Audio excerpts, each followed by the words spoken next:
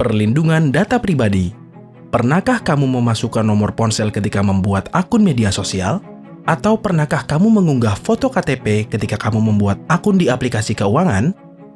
Setelahnya, pernahkah kamu mendapatkan telepon dari pihak yang tidak dikenal untuk menawarkan barang atau jasa, padahal kamu tidak pernah merasa memberikan nomor HP kamu ke mereka?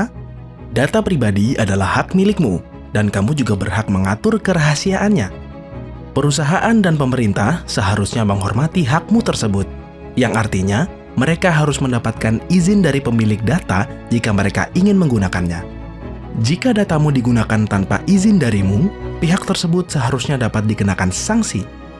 Pada era digital saat ini, terdapat peningkatan layanan digital yang mengharuskan perusahaan memperoleh, memproses, dan menyimpan data pribadi. Sayangnya, kerahasiaan data pribadi seringkali tidak diperhatikan, dan tidak ada peraturan khusus yang melindungi hak pemilik data pribadi di Indonesia. Seperti misalnya kejadian pada Mei 2020, terjadi kebocoran data milik 15 juta pengguna Tokopedia.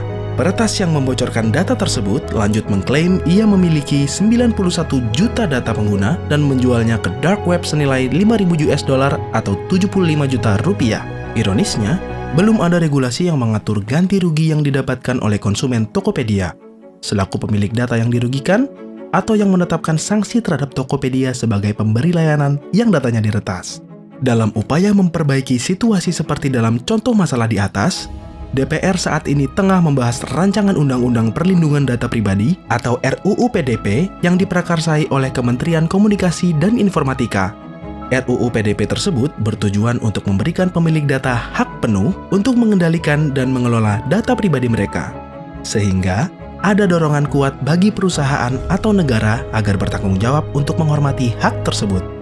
RUU tersebut menangguhkan hak pemilik data dalam hal datanya diperlukan untuk pertahanan dan keamanan negara, penegakan hukum, penyelenggaraan negara, pengawasan sektor keuangan atau moneter, sistem pembayaran, atau stabilitas sistem keuangan. Pengecualian ini memberi pemerintah akses yang tidak terbatas ke data pribadi. Harus ada definisi khusus dan batasan untuk akses pemerintah yang mewajibkan transparansi untuk tujuan pengecualian dan periode penyimpanan data. Selain itu, RUU PDP juga belum menjelaskan tentang pendirian badan independen untuk mengawasi implementasi dari RUU tersebut. Wewenang tersebut masih diberikan kepada Kemenkominfo yang notabene merupakan lembaga pemerintah. Hal lain yang juga perlu diperhatikan adalah bahwa sanksi yang disebutkan dalam RUU PDP masuk dalam kategori administratif dan kriminal. Oleh karena itu, RUU PDP harus mengikuti pendekatan berbasis resiko. Area berisiko tinggi haruslah yang melibatkan aktivitas sistematis dan ekstensif untuk membuat profil individu, untuk memproses kategori data khusus, dan untuk memantau area yang dapat diakses publik. Mereka yang berencana untuk terlibat dalam kegiatan ini harus berkonsultasi dengan otoritas pengawas di Indonesia sebelum melakukan kegiatan tersebut. Mereka perlu melakukan penilaian dampak privasi terperinci dan memberitahu individu yang berpotensi terkena dampak jika terjadi pelanggaran data.